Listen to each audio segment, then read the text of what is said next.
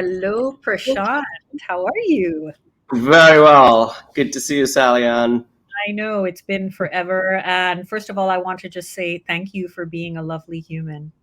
You're welcome, and likewise, Uh, I extend the same to you. so I have today, we're going to allow our audience to get to know you a tiny bit. And I know you're a very, very busy human being with a lot going on. So we'll get to the point and get right started, right? So Yeah. you are a lovely human who has exited 3 times a startup, right? Which Yes. Yes. So sorry, you were about to say something. yeah, and I was going to say, I'm just going through my first one and it's darn hard. So I'm going to ask for you, what does your typical day look like? And then we're going to deep dive into like, what does it take to exit 3 times, Yeah. right? So what does your typical day look like, Prashant? Tell us. Yeah, so the typical day, I'd say, has changed over time, right? Through the course of the company, the typical day, of course, changes significantly. I think there were periods where we would spend hours agonizing about strategy and pitch and fundraise and that next person we want to recruit, and Uh-huh. that was not an 8-hour day. That was more like an 18-hour day. Um, and then when you went past that and you got your first funding and you got the first team going, that started to look more like, well, how do we get product market fit? So like, what's the ship time frame look like? How are we testing? What's the latest data on early adopters, and how is that growing? And how are we showcasing that? What are we learning from our product Mhm. and its fitment, and how are we improving? So I'm a product CEO, so I spend a lot of time just looking at that, right? Using the product myself to the extent that I can, if it's a product that's for consumers, and also just looking at the funnel and just kind of like just sparring with my product teams or sparring with my co-founders just to see like, where are we? And because sometimes it's those, when you don't accept something for face value or for what the number says, that's when those innovations happen. That's like, oh, okay, so maybe worth digging in why something is happening. Mhm. And some of the most profound product changes we've made have been made through accidental discoveries or things we never intended for as features ended up becoming features. So that curiosity and then getting that product market fit as another 18 hours in perhaps the next phase of the company. Now I think, let me just say, maybe it's the company is fairly established, and it's on a nice growth curve, and things are looking very good and up. Now I spend most of my times in 3 Ps, right? The problems, the product, and the people. So the problems are, unfortunately, at scale you have problems and things are breaking and there's some firefighting that's required and things escalate. It's a fairly large organization. I run a company. It's about 800, 900 people now in size. So sometimes things bubble up, and then those just require some just thinking through and solving. The second is people. I still think, just like product, you have to continuously up level Mhm. companies from a people standpoint. And so I view it as S curves, and just like companies have S curves in business models, you have S curves for people. People come in and they kind of have massive output, and at some point they start to stagnate. And some of those people then pick themselves up and put themselves on a second S curve or a third S curve, and that's good. That's a learning mindset. That's agility and all that stuff that better than I do. Mhm. But then there are some people that just they're done, right? They need to kind of move on, and that's okay because the businesses outlasted them or outpaced them, and so then they move on. So you're always looking for, how do you build redundancy into the business, where you're looking at the next evolution of the business and the kind of people you want. And so I spend a lot of time doing that, thinking about it, then dipsticking to see where my people are, current talent is, and then hiring ahead of the curve.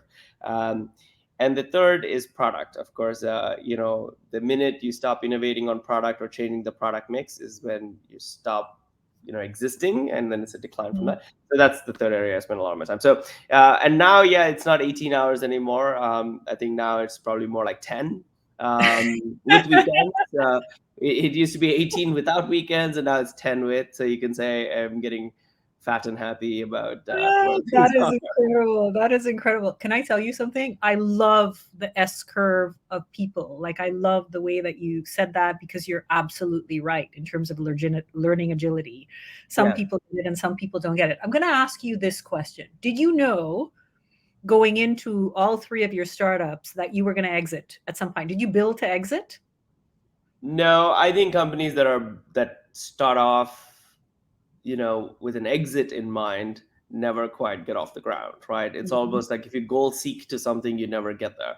Um, mhm, the exit is an eventuality, which one, as a founder, as an entrepreneur, has to always keep in mind, because you also need to know when to fold, right? Like, I think it's just like playing your hand and playing it with timing.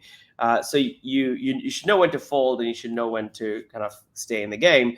Uh, but if you build to exit, then you're mhm, more likely to lose your hand. So I never thought. I mean, I always knew at some point I wasn't going to build like a company that runs for 100 years. I knew at some point, if the right opportunity came along, I would perhaps sell, or I would exit. But that's also me finding myself on that S curve and saying, hey, do I have all it takes and all the capital it takes to continue, or is this better off inside a bigger franchise in a bigger ecosystem? And I think making that decision, keeping some of the macro indicators in mind, is also a art. mhm, It's less of a science. So you have to kind of learn to read the tea leaves a little bit to know when to exit. So I exited December 2019. mhm, The last exit closed January 2020, and mhm. COVID and all the world basically shut down in March 2020. So, not to say I timed it, but sometimes you get ridiculously lucky as Yeah. well, because I don't think we would have survived 2 years of COVID and a Yeah. shutdown. Wow, wow. So I'm going to now ask you about, whether what is your dream project going to look like? Is it in the sector that you're in right now? So if you could work on any project, um, what would that be? Yeah, so look, I'm a big believer in kind of like playing off the skills that you've picked up along the way, or using the full kind of like war chest of tools that you pick up along the way. And I have, fortunately or unfortunately, picked up tools in technology, in product, in finance, and more specifically in credit. I've also picked up a lot of soft skills in playing with in emerging markets. So yeah, you're right. So I think my dream project right now, if I were to step out anytime soon, will be in consumer financial services. But I also think it's a dream project, not only because I know a fair bit about it, but also because that's where I think there is a world of innovation to be had. If you look at the technology um, change over the last 20 years, two things have happened, right? A, technology has grown leaps and bounds. I think we are truly, we were seeing the early signs of, or maybe 22 years, right? 22 years ago, we were seeing some of the early signs of internet in mainstream life. Mhm, And now we are truly a connected species, right? mhm, And without the internet, it doesn't seem like many of us could even get through the day. Um, Not only has technology leapfrogged significantly, but it's also become so much more accessible and low cost in many of the markets that we operate in. So mhm, um, the accessibility and the leapfrogging of technology is significant. But when it comes to the concept of money, right? How we earn it, how we store it, how we use it for trade, how we grow it, some of those have not changed. I'm still like, I open my bank app and I'm still seeing a fixed deposit, right? I remember my parents seeing a fixed deposit. yeah, I still think there's so much of we work so hard to earn it, and then we just put it in the system, and the system sometimes works, but many times has its own incentives to operate in its own with its own incentives. So I don't think we're truly in control of money as we know it. We our definition is also to be challenged. And I think technology enables that. So I think the future of money looks very different than the past of money. And this Mhm. is and money as we know as we've known it for thousands of years will change in concept, in how it's held, stored, moved, and how it becomes more portable, how it evolves with technology. And I think, I'll tell you why I'm excited about it. I think it requires a certain combination of a technologist, entrepreneur, and a financial services person to make that happen, right? The bankers that I have a lot of respect for my friends who are bankers, but they're not the ones who are thinking about the future of money. They're thinking about how to make more money and save more money, but they're not thinking about the future of money. Yeah. My technologist friends are just a little too spooked out and just a little less caring about all the regulation and all the pain that handling of money brings with it, for good reason. um, and so it requires appreciation of regulation, appreciation of an understanding of consumer mindset, and how to build trust with them. And it requires understanding of technology, and a lot of that technology has recently come to bear in the form of crypto and other things. Um, but the crypto bros don't understand the real world regulator and their challenges and how they want to operate financial services. And the guys who are in the big banks are not first early adopters of technology, and are quite skeptical of some of the technological advancements. So I think that's a unique opportunity for someone like me, and many like me. Hence, I'm super excited about that as my dream project. So technically, we're going to have the Prashant bank that's going to power all the other banks. Yeah, the definition. Yeah, look, I think the definition of banks could change, right? Like the Absolutely. definition of a bank will Absolutely. be different. If the Yeah. definition of money itself is different, a bank could be something that sits inside your phone as a chip, right? Absolutely, absolutely. I can't wait. I can't wait to see that. Okay, so let me ask you a question. You're the expert in this, in Lovely Humans. What kind of expert, if you had your choice right now of accessing any kind of industry expert, who are the kinds of experts you're interested in right now? Yeah, so the folks I'm spending a lot of time with, and I have been for the last year and a half.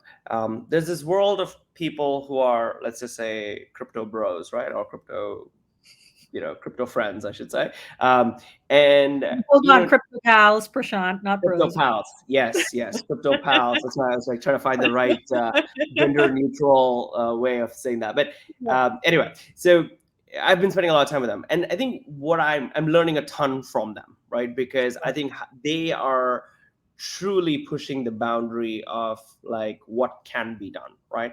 Mhm. Um, and 90% of my conversation or my learning there is just vocabulary, right? It's almost like learning a new language. It's Mhm. like waking up one day and conversing with someone who's only speaking to you in Sanskrit, and you can only speak English, right? So you're going to spend Mhm. a lot of time, even though you're both trying to solve similar problems, understand financial services to some extent, but you don't have a common vocabulary. So 90% of my time is gone in or spent learning the vocabulary from this person. So I'm spending a lot of time with people who are truly pushing the boundary in terms of like crypto. Not to say that I want to start a crypto company, but I want Sure. to understand what technologies are available, how people have thought about some of the problems. I'm fascinated by this concept of smart contracts and programmatic money, and I think those are very future proof. So I think someone like me in financial services must understand them. So that's one area that I'm picking out experts and spending a lot of time with. Mm. The other is the polar opposite. I'm trying to kind of spend a lot of time with people who've spent years sitting inside compliance or sitting inside a regulator's Mhm. office, and to see like what kind of things that are they worried about. People who have worked at the Fed, how do they think about monetary policy, and how are they thinking about control that they need to have with the flow of money and the value of money and whatever else. So those are the two extremes that I'm spending time with, just because I think without understanding of either or appreciation of either, you don't actually get a full picture. So Yeah. if I could have an expert that can kind of encompass both, that would save me a lot of time, but I don't think those exist Yeah. yet. But yeah, I'm spending time with these two Yeah. types of. So actually, we have one of our industry experts in your vertical who is guiding the central bank and does tokenization and guiding the central bank right now of Cambodia and other countries in Nice. terms of the regulatory side. So hold on, we probably have the Probably one have that you one need to or the talk other to or both. in Yeah, there that would be great. It within would the definitely NFT. save me a lot of time. That would be a huge win for me. Um, Um, Let yeah, me ask you a question, and then we'll wrap up because I am mindful of time. yeah. What would the 80-year-old be most proud of about you at this moment in your life? At this moment, I think the 80-year-old me would be very proud of the fact that I still have a lot of hunger left. I think that my motivations are not like to make another buck, but to actually fundamentally change some things. Um, I truly think the mission to reinvent money is a really big one. Um, Mhm, because I think it could be the equalizer that the world needs mhm, to kind of bring balance between the ultra rich and the ultra poor, mhm, the ones with all the fortune and the ones that generationally will not have any. So mhm, I think that requires a reinvention of money, and I think that money that will come through technology, and the fact that I haven't given up. And I'm continuing to remain hungry and want to kind of solve this. I think that's what the 80-year-old, whether I'm successful or not, right? Outcomes are yeah, absolutely. never the way to judge the quality of a decision or a moment in time. So I'm feeling fairly good about And I will end with this last question. What's your proudest moment so far in your life? that. uh, I think personally, I must just say, like, I have two young kids and I'm very proud of them and everything they do. Somehow, the smallest of things that they do, I'm like, oh, I'm so proud of you. But very, very personally, my proudest moment was not anytime recent, but like 10 years ago when I ran my first marathon. So I grew up asthmatic, and doctors would always say, oh, you should just take it easy with your lungs and this that and that. But at some point I just decided, like, screw it, I'm going to go run this Honolulu marathon. And I did it. It was painful. It was ridiculously painful, but it's a true mind over body type of moment, right? Like you're there all by yourself with only yourself. There are people around you, but you're with yourself. And to get through the last 6 miles is quite painful. And I think and I made it eventually. And that was definitely a huge proud moment. Professionally, I think, like, um, I've made a lot of people a lot of money. I've helped them then go on and start up their own. So I have created a small little ecosystem around me where people have made both capital as well as kind of fundamental progress in their lives. So I still get friends who call me and say, "Hey, man, had we not worked with you for you, we would have never stepped out on our own." So I think I just make it, like, at least feel really easy, real easy to Mhm. kind of step out and go do their own thing. So, and then, like I said, success is of lesser account. Success or failures of lesser account. It's the effort, and to do that with integrity, that's of more importance. So Listen, what an absolute privilege. And can I tell you, and the fact that you still have that oomph in you to still go after I'm on, as I said, I'm on my first, and it's the hardest thing I've ever done, running a it gets startup. easier. It's easier. Well, Prashant, my absolute pleasure in chatting with Thank you. I you. can't wait to who will access your NFT. And I will actually connect you with the ones, because I have a feeling all the industry experts are who you actually want to chat with in your vertical. Awesome. I'll make sure and connect all of you guys. Have a great day. Bye, Thanks. Prashant. Thanks. See yourself. Take Bye. care. Bye.